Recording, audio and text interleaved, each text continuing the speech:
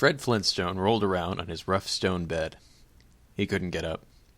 His mattress was cold and hard, and furthermore a large bird was squawking at him while his neurons raced in his head like a mother-in-law running from a tyrannosaurus for dear life. He'd purchased that bird as an alarm, and it did its job well. Unfortunately, Fred didn't want it to do its job at all. Irritated and foul-tempered, Fred yanked off the already damaged bottom right corner of his stone bed and flung it straight between the bird's eyes. That solved the problem, and bought Fred several hours before his feet touched the cold stone floor. Everything in the house was cold. It was the middle of a harsh winter, and his neighbors had fallen sick, and many even to their deaths. Bedrock's population had fallen to hundreds, and there was little hope for the pestilences to end. Even his best friend, Barney Rubble, was infected to the point that he would simply vomit up whatever he ate. He passed away, and his wife Betty hung herself in her closet the following day. This just took a dark turn. Fred walked into the kitchen and greeted his daughter, Pebbles, and his wife, Wilma.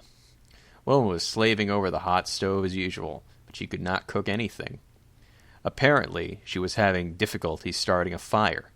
This did not make Fred a happy camper, as he wanted his breakfast and knew he was already late for work.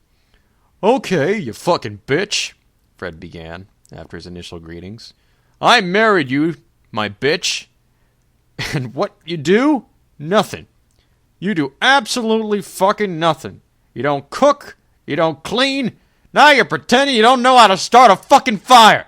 We're all gonna starve because of your fucking laziness, you slimy cunt." Jeez. Wilma broke an empty vodka bottle over the stove and turned around to face Fred to retaliate. Her eyes were burning red, and it didn't take much more than a second for her to stab Fred right in his fat gut. Fred responded with roaring obscenities and punched her in the face as hard as his middle-aged bones would let him, causing Wilma to thud to the floor in both emotional and physical pain. I'm against violence against women. All of these sounds and hostilities made Pebbles cry bloody murder. "All right, you little fucking rat," Fred began.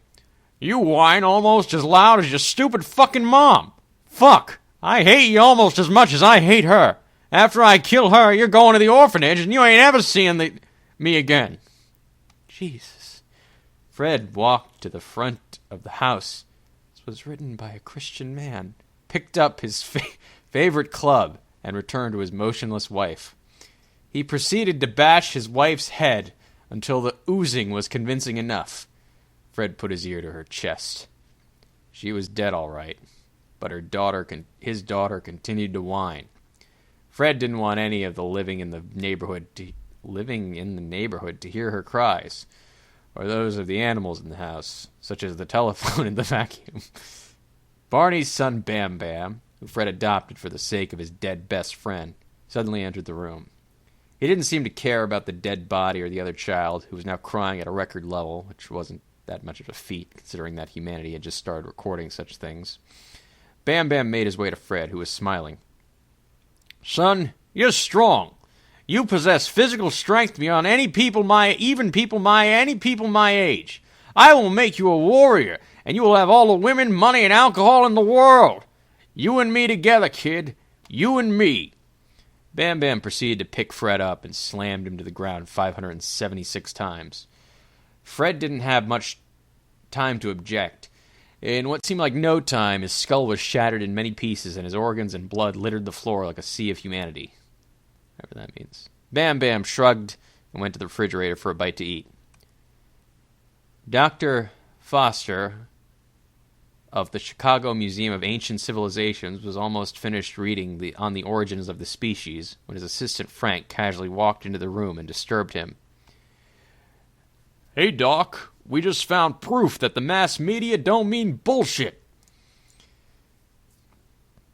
This story dedicated to Breitbart News.